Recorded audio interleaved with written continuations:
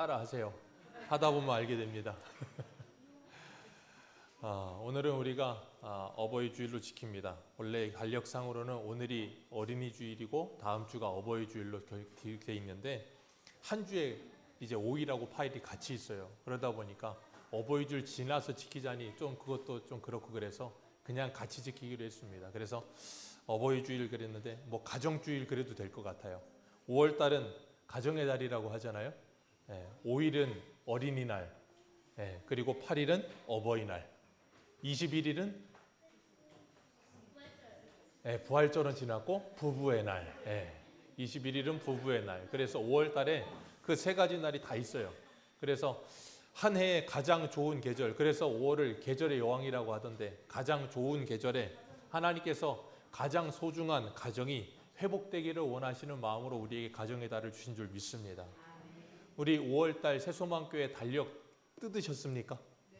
네. 달력에 뭐라고 써있던가요? 못 보셨나요? 거기 큰 글씨로 써 있습니다. 왼쪽 위에 다시 축복의 자리로. 제가 설교를 준비하면서 그 문구를 떠올렸어요. 다시 축복의 자리로. 기억하십시오. 하나님이 우리에게 주신 축복의 자리는 가정입니다. 가정이 가장 귀한 축복의 자리입니다. 이 땅에 교회가 존재하는 데 있어서 가장 첫 번째 교회는 가정입니다. 그래서 가정교회가 회복되지 않으면 교회는 회복되지 않아요. 그래서 하나님은 우리들에게 가정의 소중함을 말씀하시면서 그 가정이 회복될 것을 말씀하세요. 그런데 문제는 뭐냐면 가장 소중하고 가장 귀한 자리인, 가장 축복의 자리인 가정이 축복의 자리이기보다는 때로는 환난의 자리일 수도 있고요. 때로는 지겨움의 자리일 수도 있고요. 때로는 상처의 자리일 수도 있고요. 하나 되는 것보다 분열되는 자리가 가정일 때가 참 많습니다. 오늘날 우리나라의 가장 큰 문제는 가정이 회복되지 않는 거예요. 가정이 무너져 내리는 거지요. 자녀들은 어려서는 부모가 하늘인 줄 알고 부모가 우주인 줄 알다가 조금 크다 보면 어때요? 이렇게 머리가 자라고 나면 사춘기쯤 지나면 이제 부모를 떠나서 누구에게 갑니까? 친구들에게 갑니다. 그리고 친구들이 또 다른 우주가 돼버려요. 그리고 친구들과 모든 걸 소통합니다. 참 재밌는 건 고만고만한 아이들이 모여서 소통을 한다고 해요. 특별한 무엇이 나오겠습니까마는. 근데 그 아이들은 그게 전부인 줄 알아요. 그리고 자기가 뭐 대단한 사람인 줄 착각합니다. 그런데 문제는 뭐냐면 부모들은 가정을 지키고 싶고 가정의 화목을 이루고 싶어요. 근데 자녀들은 뭐예요? 그거에는 관심이 없죠. 다 떠나버립니다. 그러면 부모는 자녀의 무엇을 봐요? 뒷모습을 봅니다. 부모는 자녀의 뒷모습을 보면서 그 자녀들과 함께 어떻게든 가정을 화목하게 하고 싶다라는 마음은 갖는데 그게 잘 생각처럼 되지를 않아요. 그러다 보면 부모들은 자녀들에게 뭐가 나와요? 안 좋은 소리가 나오죠. 그럼 그 관계는 어떻게 돼요? 더 벌어집니다. 그러다 보면 돌이킬 수 없는 상황으로 막 치달을 때가 참 많아요. 그래서 이 가정이 회복된다는 것 참 중요한데 가정이 회복되기 위해서 가장 먼저 중요한 게 뭐냐면 우리가 하나님의 성령으로 충만해야 된다는 거예요. 하나님의 가정이 회복돼야 된다는 거예요. 그래서 내가 먼저 하나님과 관계가 온전하게 회복되지 않으면 가정의 회복은 시작조차 되지 않습니다. 왜냐하면 인간적으로만 다른 사람을 대할 수밖에 없거든요. 그러다 보면 어떻게 돼요? 무관심으로 가요. 그렇게 되면 가정의 회복은 일어나지 않아요. 참 안타까운 모습이죠. 하나님께서 부모를 가정에 부모로 주신 이유는 하나님의 대리자로 주셨다는 걸 기억하시길 바랍니다. 그래서 우리 어른들, 부모들은 이 자녀들에게는 하나님의 대리자라는 걸 기억하셔야 돼요.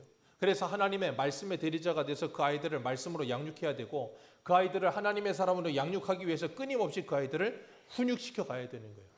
그리고 자녀들은 부모를 대할 때 그 부모를 누구에게 대하듯 해야 돼요? 하나님을 대하듯 해야 되는 거예요. 왜요? 그게 하나님의 창조 질서예요.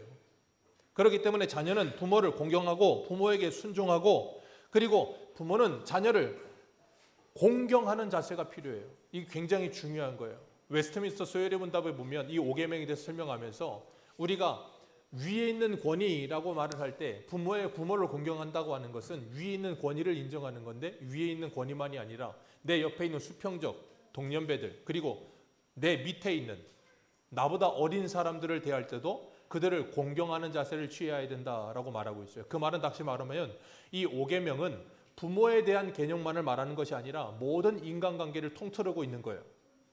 그렇기 때문에 부모를 공경한다는 건 부모 공경에서 끝나는 게 아니라 내 옆에 있는 모든 사람들을 뭐 할 수 있는 자세를 배워야 된다는 거예요. 공경하는 자세를 배워야 된다는 거예요. 그걸 어디에서 배워요? 가정에서. 그걸 가정에서 배워야 된다는 거예요. 그렇기 때문에 가정이 회복돼야 되는 거예요.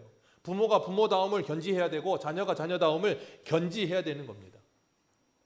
근데 참 재밌는 건 여기 보면 주 안에서 부모에게 순종하라 그러셨어요. 그리고 부모를 공경하라. 이게 약속 있는 첫 계명이다. 약속 있는 첫 계명이라는 게 뭐냐면 10계명의 5계명, 대인계명의 첫 번째 되는 개념이다 그거예요. 대인계명의 첫 번째 개념으로 내 부모를 공경하라는 말씀을 주셨어요. 근데 10계명에 내 자녀를 사랑하라는 말씀이 있습니까? 없습니까?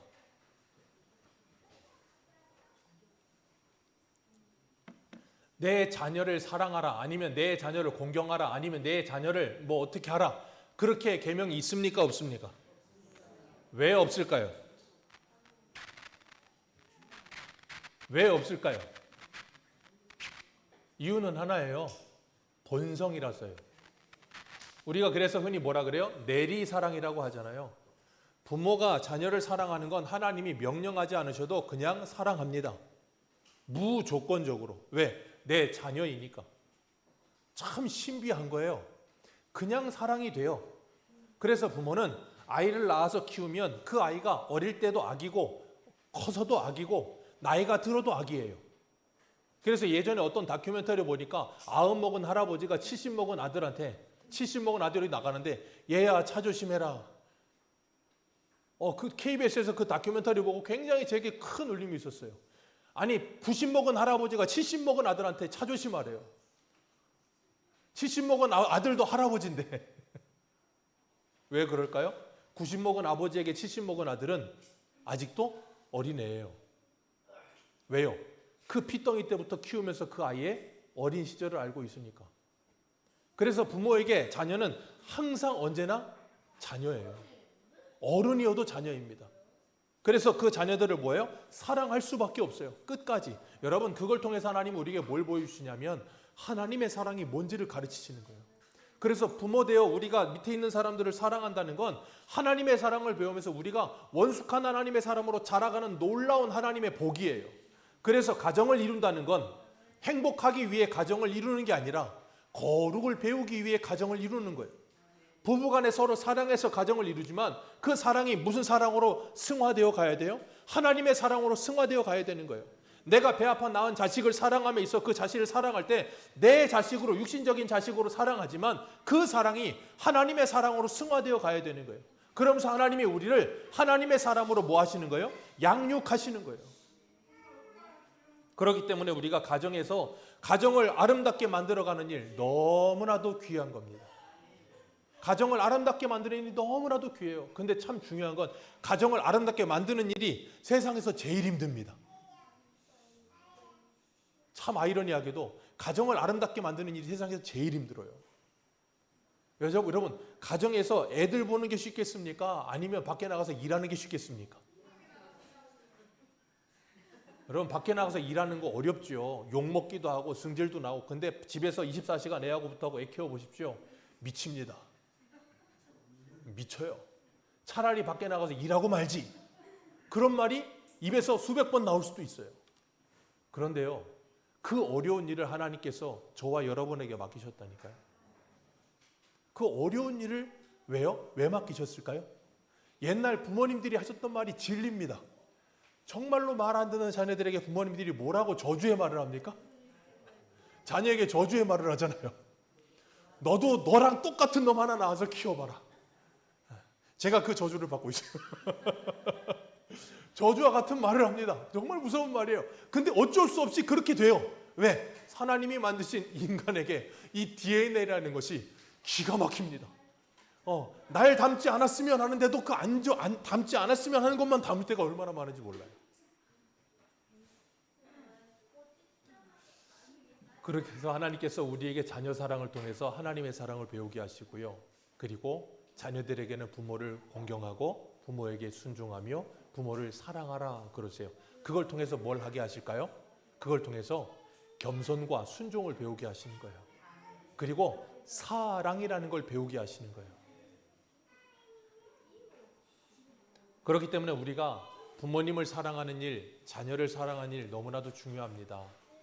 근데 우리가요, 아무리 부모여서 자녀를 지극정성으로 사랑한다고 해도요, 그 자녀를 평생 지켜주진 못해요. 그렇지 않은 부분들도 있지만 거의 대부분은 부모가 자녀보다 먼저 갑니다. 어쩔 수 없는 순리예요. 대부분은. 그러다 보면 내가 아무리 사랑해서 금이야 오기야 키워도 그 자녀를 영원히 지켜주지 못합니다.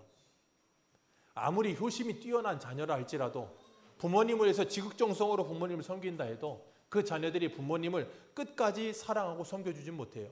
왜냐하면 그 부모님의 마지막을 자녀가 함께 해줄 수 없거든요. 여러분, 그래서 우리가 부모님을 정말 사랑한다, 우리가 자녀를 정말 사랑한다, 그렇다면 우리 집사님이 기도하신 것처럼 내 부모님과 내 자녀가 예수 그리스도를 믿게 해 주어야 돼요. 그것을 위해서 끊임없이 기도하셔야 됩니다. 얼마 전에 우리 김정주 집사님 아버님께서 갑자기 안 좋아지셔서 응급실 갔다 오신 적이 있잖아요. 그때 저도 깜짝 놀라서 전화를 드렸어요. 그랬더니 집사님께서 이렇게 말씀을 하시더라고요. 제가 기도하겠습니다. 그랬더니 집사님이 하시는 말이, 저희 아버님의 회복을 위해서 기도해 주시는데요, 무엇보다 먼저 저희 아버님이 예수 믿게 해달라고 기도해 주시라고. 나이가 들어가다 보면 사람이 노쇠하는 건 어쩔 수 없습니다. 병에 걸리는 것도 어쩔 수 없습니다. 그리고요, 죽는 것도 막을 수 없어요. 어쩔 수 없는 순리예요. 그런데 그 부모님이 예수를 믿지 않는다면 영원한 이별이에요. 나는 천국에 있는데 부모님이 지옥에 가 있으면 영원한 이별입니다. 예수를 믿게 하는 것보다도 더 위대한 효도는 없어요. 예수를 믿게 하는 것보다도 더 자녀를 사랑하는 것은 없어요. 내 자녀를 위해서 하나님께 기도하시기를 바랍니다. 그것보다 소중한 건 없어요. 우리 정수영 집사님도 아버님이 아직 예수를 믿지 않아요. 온 가족이 예수를 믿는데 아버님만 아직 안 믿어요. 그래서 기도 부탁을 하더라고요. 정국선 아버님이라고 기도 부탁드립니다. 예수를 믿을 수 있도록 기도해 주세요. 생각해 보세요. 온 가족이 다 천국 가 있는데 아버지만 지옥 가 있어. 어떻게 되겠습니까? 그래서 하나님께서 우리에게 5월을 주시면서 가정의 달로 주셔서 내 가정을 돌아보라고. 왜? 가정이 가장 귀한 축복의 자리니까. 이 가정이 회복되어야. 그래서 믿지 않는 세상 사람들도 오죽하면 가와 만사성이라 그러겠어요. 가정이 회복해야 모든 게 잘 된다는 거예요. 밖에서 모든 게 안 돼도 가정이 화목하면요, 그 사람은 살 수 있어요. 근데 밖에서 아무리 잘 돼도 가정이 화목하지 않잖아요. 그 사람은 밖에서 다 잘 돼도 불행합니다. 다 잘 돼도 불행해요. 오늘 1절을 보면 1절 같이 읽겠습니다. 시작.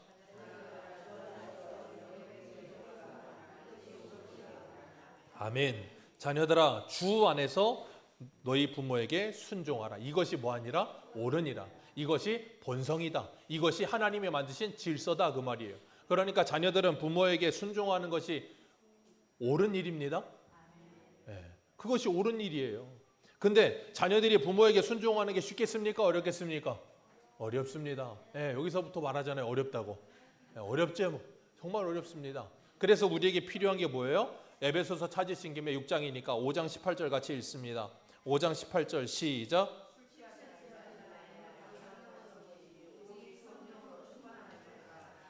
주 안에서 부모에게 순종하기 위해 우리에게 필요한 것 한 가지, 성령의 충만입니다. 성령 충만하지 않으면 주 안에서 부모에게 순종하는 게 잘 되지 않아요. 주 안에서를 빼면 순종이 됩니다. 왜냐하면 부모가 힘이 있으면 순종이 돼요. 그렇죠? 부모가 힘이 있으면 순종이 돼요. 부모가 젊었을 때 아이들이 어리면 어쩔 수 없이 순종해야 됩니다. 요즘은 순종을 안 하더라고요. 부모가 힘이 있어도 순종을 안 해요. 근데 부모가 힘이 있으면 젊을 때는 부모의 말에 어쩔 수 없이 순종해요. 근데 부모가 나이 들면 부모의 말에 순종할까요, 안 할까요? 방금 전에 말씀드렸잖아요. 뭐가 있으면? 힘이 있으면. 젊어서는 육체적인 힘이 있습니다. 나이 들어서는요, 이곳에 힘이 있습니다. 그래서 자녀가 부모가 이게 있으면 뭐예요? 순종합니다. 이거 없으면 몰라도 이거 있으면, 그래서 나올 구멍이 있으면 그냥 순종합니다. 근데 그거 없으면 순종 안 해요. 그래서 가정에서부터, 가정이 하나님의 나라가 되지 않잖아요. 그럼 가정은 동물의 왕국이 됩니다. 동물의 왕국은 뭐예요? 약육 강식. 자기 소견에 옳은 대로 행하였더라. 그게 가정이 돼버려요. 그러니까 뭐예요? 강자가 약자를 짓누르는 거예요. 그러니까 젊어서는 부모가 자녀를 짓누르고 나이가 들면 자녀가 힘이 있으니까 부모를 짓누르고. 여러분, 노인학대가 가장 많이 일어나는 곳이 어디예요? 가정입니다. 노인학대가 가장 많이 일어나는 게 가정이에요. 그 중에서 부모를 가장 많이 학대하는 게 누군 줄 아십니까? 네, 아들이요. 아들 낳았다고 좋아하지 마세요. 아들이 부모를 제일 많이 때립니다. 그 다음이 며느리래요. 잘하십시오. 며느리한테 매 맞습니다. 아들한테 매 맞습니다. 왜요? 힘이 있으니까. 지들은 안 늙나? 그걸 그대로 아이들이 볼 텐데. 그런데도 그래요. 참 안타까운 거죠. 왜? 가정에 하나님의 나라가 되어 있지 않으니까. 약육 강식으로만 돌아가는 거예요. 얼마나 비참합니까? 그래서 하나님 우리에게 주 안에서 부모에게 순종하라. 주 안에서 부모에게 부모를 공경하라. 그렇게 말씀하세요. 그래서 2절에 아버지와 어머니에게 뭐하라? 공경하라. 이것이 약속이 있는 첫 계명이다. 그렇게 말씀하시는 거예요. 이게 약속이 있는 첫 계명이라고요. 사랑관계에 있어서 가장 중요한 게 뭐라고요? 부모와 자녀의 관계. 왜요? 아이들이 태어나면 이 세상에 태어나자마자 제일 먼저 만나는 사람이 누구예요? 부모예요. 그 부모를 통해 아이들은 어려서부터 무슨 관계를 배워요? 사람 관계를 배우는 겁니다. 부모를 통하여 자녀들은 어른 공경을 배우는 것이고 위에 있는 권위를 인정하는 법을 배우는 거예요. 그래서 어려서 자녀들은 어리석은 것들이 많이 섞여 있기 때문에 잘못할 때마다 부모에게 뭘 받아요? 징계를 받아요. 혼납니다. 때로는 매를 맞습니다. 그걸 통해서 뭘 배워요? 자기 속에는 옳은 대로 하려고 하는 그 인간의 본성을 꺾는 걸 배우는 거예요. 그걸 배우지 못하면 그 아이들이 자라고 나면 사회 가서 어떻게 될까요? 천상천하유와 독존이 돼버리는 거예요. 그래서 어려서부터 자녀들이 어른을 통해서 자신들의 욕구와 욕망과 자기 마음대로 하려는 것을 꺾임을 당하지 않으면 그 아이들은 그대로 자라서 세상 가서 이렇게 돼버리는 거예요. 세상이. 오늘날 세상의 문제는 가정의 문제예요. 부모의 권위의 문제입니다. 그것이 살아있지 않으니까. 여러분 생각해 보세요. 예전에 여러분들이 어린 시절에 가정은 어땠습니까? 정말로 가부장적이었죠. 너무 가부장적이지 않았습니까? 그리고 다 그렇지는 않지만 아버지들이 꼭 술 먹고 깽판 치는 아버지도 있고 그런 가정들이 꽤 있었어. 그럼에도 불구하고 어머니들은 아버지의 말에 순종해야 된다고 가르쳤어. 어려서부터 그걸 배웠어. 그러다 보니까 뭘 알게 됐냐면 위에 있는 권위라는 걸 인정해야 된다는 걸 알게 된 거예요. 체득적으로. 근데 오늘날은 가정이 어떻습니까? 부모가 왕입니까? 아니요. 아이들이 왕이에요. 그러다 보니 아이들이 위에 있는 권위를 인정하는 걸 배웁니까? 아니요. 부모도 무시하는데요. 그런 아이들이 학교 가면 누굴 무시할까요? 선생님을요. 그런 아이들이 자라면 누굴 무시할까요? 이 사회 지도층을요. 그러니까 이렇게 사회가 붕괴되고 있는 거예요. 그게 누구의 계략일까요? 사단의 계략이요. 그래서 궁극적으로는 뭐하게 만들어요? 하나님의 말씀을 듣지 않게 만들고 하나님의 권위를 무시하게 만드는 데 가는 거예요. 여러분 이게 그냥 사회 현상이 아니에요. 이건 궁극적으로 하나님의 권위에 도전하게 만드는 사단의 계략이라고요. 배후에는 사단의 역사가 있어요. 우리가 그걸 깨닫지 못하면 교회가 교회다움을 회복할 수가 없고 가정이 가정다움을 회복할 수가 없어요. 우리가 싸워야 할 영적 전쟁이 바로 그런 것들이에요.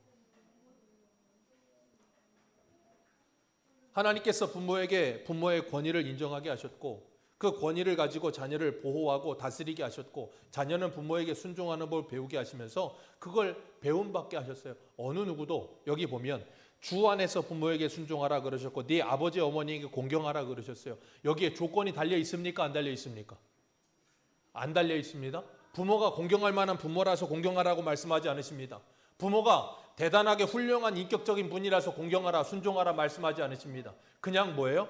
부모이기 때문에 순종하라요. 왜요? 부모가 자녀이기 때문에 사랑하는 것처럼 자녀가 부모이기 때문에 공경하는 것은 옳은 것이다. 그게 순리예요. 부모가 흠이 있던 없던 그건 중요하지 않아요. 근데 오늘날은 젊은 사람들이 공부를 조금 했고 인문학을 좀 먹다 보니까 자꾸 뭐 하냐면 성경보다는 인문학적으로 생각을 합니다. 그래서 부모도 부모다워야 공경을 하는 거고 부모도 인격적이어야 존경하고 순종한다는 거예요. 그런 말도 안 되는 소리에 속지 마십시오. 그건 인문학이지 성경이 아닙니다. 이거 보십시오. 아멘이 잘 안 돼요, 이런데. 하나님은 우리에게 조건을 달지 않으셨어요. 부모에게 순종하라. 부모를 공경하라라고 말씀하고 계세요. 이 세상에 어떤 자녀도 부모를 선택하지 않았습니다. 그래서 어떤 설문조사에 보니까 어린이날 다가오고 그러니까 애들한테 설문조사를 했다는 거예요. 너희가 만약에 부모를 선택할 수 있다면 지금 부모를 선택하겠느냐? 자, 애들이 선택했을까요? 안 했을까요? 자, 유초등부. 지금 뭐가 뭔지 몰라요. 그냥 좋습니다. 그냥 얘들은. 그런데 아이들은 선택하지 않는다고 말을 해요. 그럼 바꿔서 말해 보시라고요. 부모가 부모에게 질문을 해요. 당신의 자녀들을 선택할 수 있다면 자녀를 선택하겠습니까? 안 하겠습니까? 그러면 선택하는 사람이 많을까? 안 하는 사람이 많을까요? 안 하는 사람이 많아요? 부모는요, 내 자녀가 못 냈어도 그 자녀를 선택한다니까요. 근데 내가 선택한 게 아니야. 누가 주셨다고요? 하나님이 우비나 여무빈이를 이 땅에 태어나게 하셨다니까. 하나님이 우리들에게 우리 부모님을 주셨다니까. 우리가 원한 게 아니야. 누가 주셨다고요? 하나님이요. 기억하세요. 왜 나에겐 저런 부모님이, 우리 집사님이 기도하셨잖아요. 상황과 환경을 탓하지 않고. 왜? 하나님이 주신 것이니까. 그걸 믿는다면 주 안에서 순종할 수 있어야 되는 거예요. 그게 신앙의 훈련이에요. 그렇기 때문에 기억하세요. 부모님이 잘못되어졌다 그래서 그 부모님 때문에 내가 공경 못하고 순종 못할 이유가 되지 않는다는 걸 꼭 기억하시길 바랍니다. 부모님이 잘못되었다 할지라도 부모님을 공경하는 자세는 잃어버리면 안 돼요. 부모님이 잘못된 말을 한다면 순종하지 못할 수는 있겠죠. 근데 순종하지 못한다고 해서 부모님을 함부로 대할 이유는 없다고요.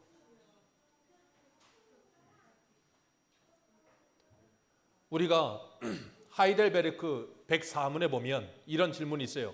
제5계명에서 하나님께서 원하시는 것은 무엇입니까? 그 대답이 이거예요. 나의 부모님 그리고 내 위에 있는 모든 권위에 모든 공경과 사랑과 신실함을 나타내고 그들이 모든 좋은 가르침과 징계를 대해 합당히 순종하며 또한 그들의 약점과 부족에 대해서 인내해야 한다. 왜냐하면 그들의 손을 통해 우리를 다스리시는 것이 하나님의 뜻이기 때문이다 라고 말하고 있어요. 중요한 것, 그들의 부모의 약점과 부족에 대하여 인내해야 한다. 기억하세요. 우리 부모님은 슈퍼맨이 아닙니다. 우리 부모님은 완전한 사람이 아닙니다. 부모님도 약점이 있고 허물이 있고 연약함이 있어요.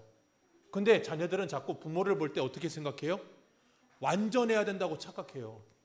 아니요. 부모는 완전할 수 없어요. 하나님만 완전하십니다. 그렇기 때문에 자녀는 부모의 허물과 약점과 부족을 인내하며 그걸 덮어줄 수 있고 받아줄 수 있어야 되는 거예요. 왜요?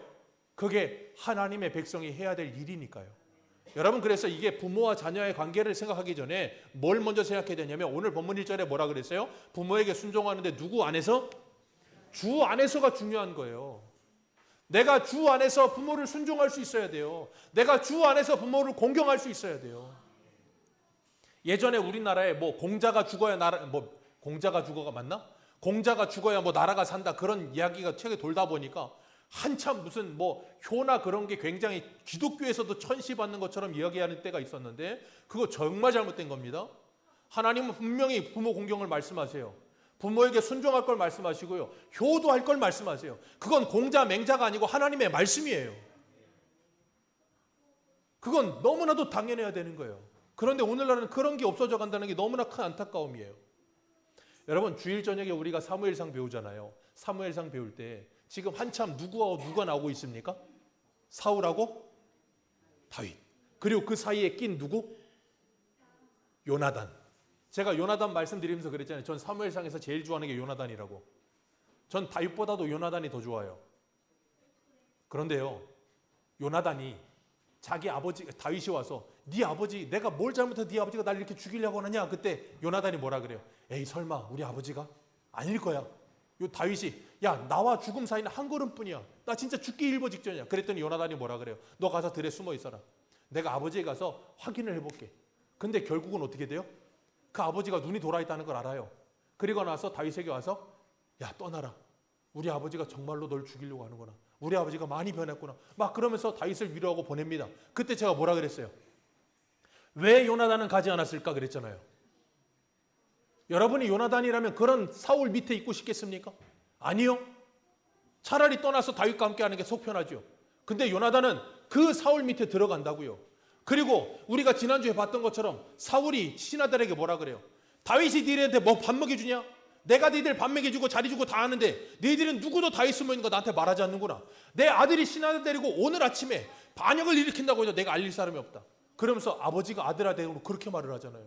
그런데도 요나단은 그 아버지 밑에 있어요. 왜 있을까요? 바보라서요? 아니요. 주 안에서 내 부모를 공경하라. 이 하나님의 말씀에 뭐하고 있어요? 순종하고 있는 거예요. 여러분 기억하십시오. 신앙의 세계에 있어서는 윗물이 안 맑아도 아랫물이 맑을 수 있습니다. 다시 한번요. 신앙의 세계에선 윗물이 안 맑아도 아랫물 맑을 수 있습니다. 착각하지 마세요. 윗물이 맑아야 아랫물 맑지. 그건 거짓말입니다. 윗물이 안 맑아도 아랫물 맑아질 수 있어요. 왜요? 요한복음에 뭐라 그러셨습니까? 예수 그리스도를 믿는 자는 그 배에서 뭐가 나리라? 생수의 강이 흘러나리라. 그렇기 때문에 상황과 환경을 탓할 수 없다니까요. 사울 밑에서 요나단 같은 아들이 나온다니까요.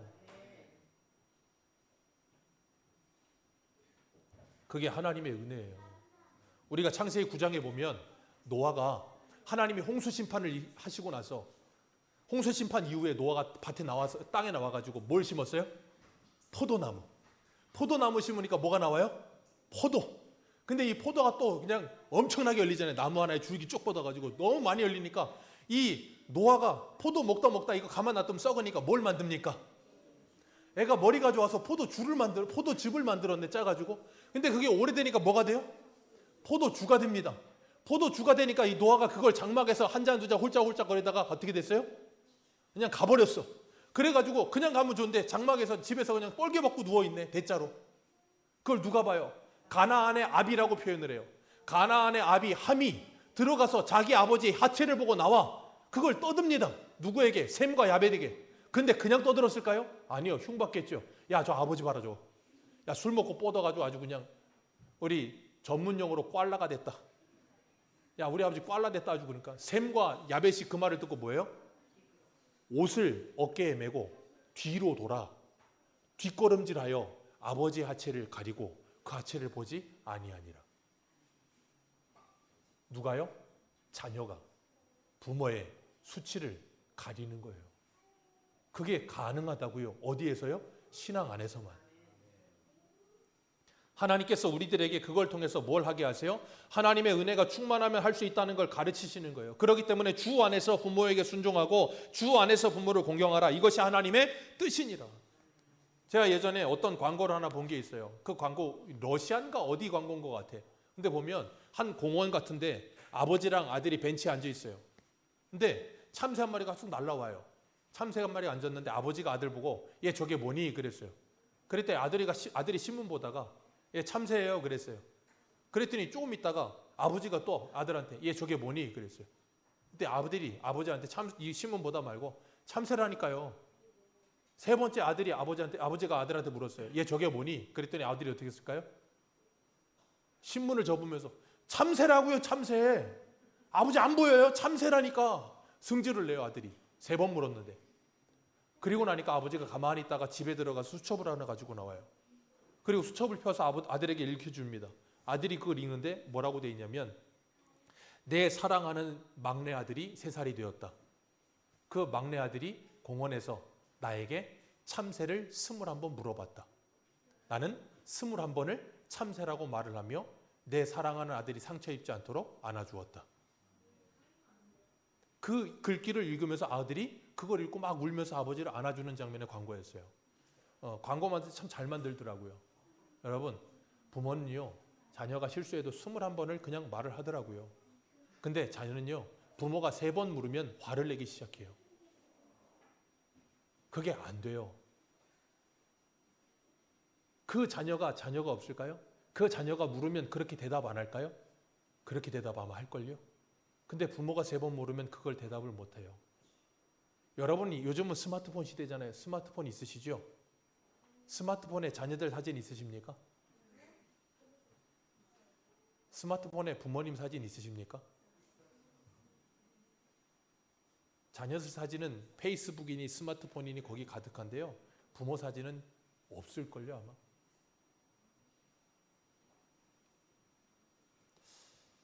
참 안타까워요.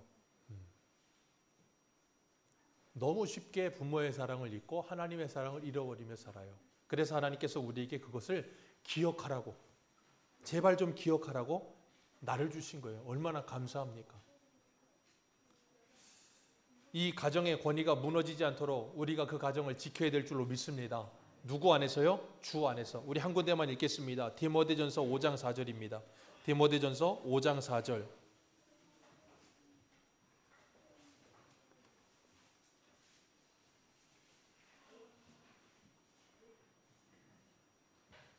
디모데전서 5장 4절입니다. 같이 읽겠습니다. 시작.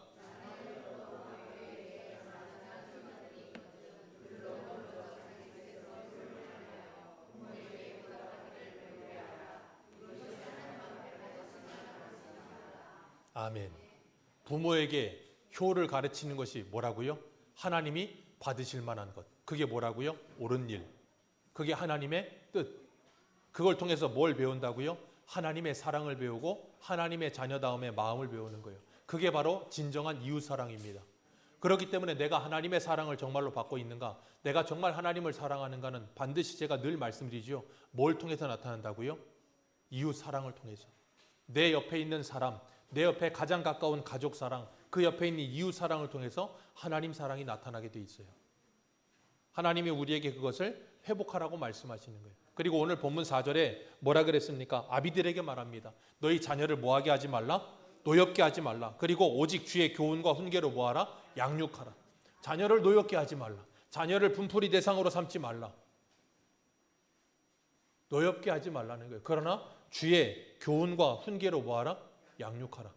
교훈과 훈계로 양육함에 있어서 교훈과 훈계는 그냥 좋은 말만 하는 게 교훈과 훈계가 아니에요. 때로는 무섭게 징계할 때도 있어야 되는 거예요. 사무엘상 2장에 보면 엘리 제사장이 나옵니다. 그 두 아들이 홈니 비누아스가 불량자라 하나님을 알지 아니하더라. 하나님께 드리는 제물까지도 자기들이 삶은 고기 나중에 먹으면 거를 생고기 가져 구워 먹겠다고 하나님께 드리는 제물까지 가로채는 아들들이었어요.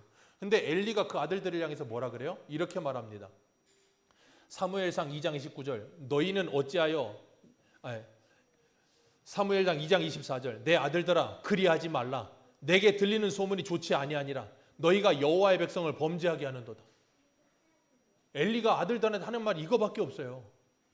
성전에서 수종드는 여인들하고 온갖 음행을 저지르고 온갖 하나님의 예배를 무시하고 하나님께 예배드리는 것조차를 그냥 하찮게 여기는 그들에게 하는 말이 아들들아 그리하지 말라. 소문이 좋지 아니하다. 이게 끝이에요. 머리끄댕이를 잡아서 뽑든지 옷을 찢든지 아니면 패든지 뭘 해서라도 그 아이들을 바른 길로 가도록 만들어야 될 것 아닙니까? 그렇게 안 하니까 어떻게 됩니까? 그 두 아들은 하나님의 심판을 받아 한날에 죽어요. 여러분 기억하세요. 자녀를 사랑하는 건 그 자녀들이 좋은 말 해주고 그냥 듣기 좋은 말만 해주는 게 자녀 사랑이 아니에요. 그게 자녀를 죽이는 길이 될 수도 있다니까요. 자녀가 죽는 길로 가면 반 죽도록 만들어서도 끌고 와야죠. 왜? 살려야 되니까. 안 그러면 영원히 죽는데요.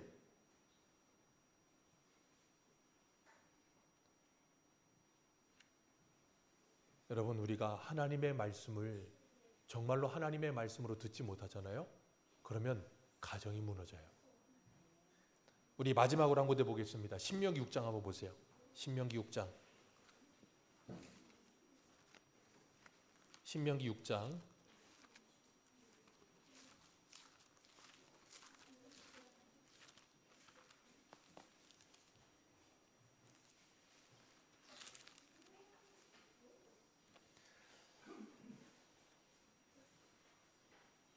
신명기 6장 4절입니다.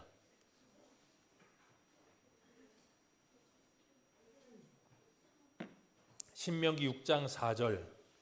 우리 4절부터 6절까지 같이 읽습니다. 시작. 이스라엘아 들으라. 우리 하나님 여호와는 오직 유일한 여호와이시니 너는 마음을 다하고 뜻을 다하고 힘을 다하여 내 하나님 여호와를 사랑하라. 아멘. 자, 이거 누구에게 하신 말씀이에요? 그 다음 절 6절에 7절에 뭐라 그랬어요? 내 자녀들에게 그랬어요. 그러면 4절부터 6절까지 누구에게 하신 말씀이에요? 부모에게요. 자녀를 양육하는데 먼저 부모에게 뭐라 그러세요? 네 마음을 다하고 뜻을 다하고 힘을 다하여 여호와를 사랑하고 그 말씀을 어디에 새겨라? 마음에 새겨라. 네 마음을 다하고 뜻을 다하고 힘을 다해서 여호와를 사랑하고 그 말씀을 마음에 새겨라 부모야. 그리고 7절부터 9절까지 뭐 하라는 거예요?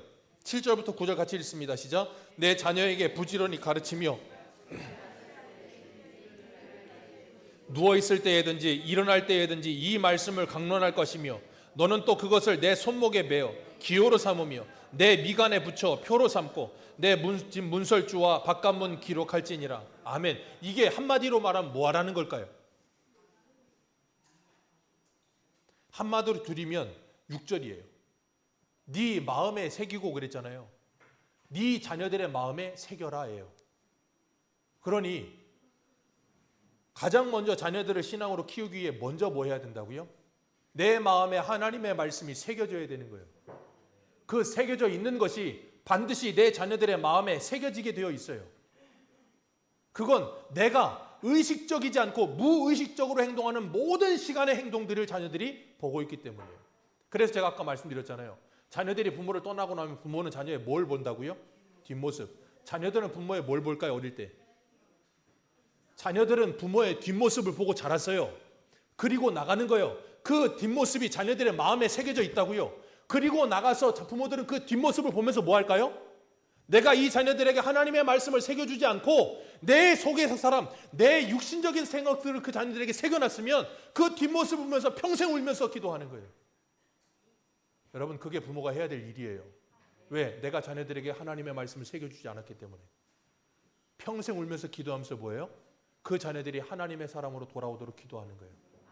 여러분, 그러다 보면 하나님이 역사하십니다. 왜요? 에베소서에 예레미야 31장에 뭐라 그랬어요? 하나님이 우리의 마음에 하나님의 말씀을 새겨주실 날이 와요. 언제요? 성령이 임하면. 그래서 우리가 해야 될 일은 자녀들이 어떻게든지 예수를 믿도록 해줘야 되고 그 자녀들이 장성했다면 이제 뭐 해야 돼요?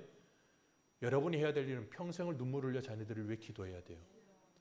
내 자녀들의 마음에 하나님의 말씀이 새겨지도록. 그 아이들이 정말로 예수 그리스도로 말미암아 영생의 복을 받도록.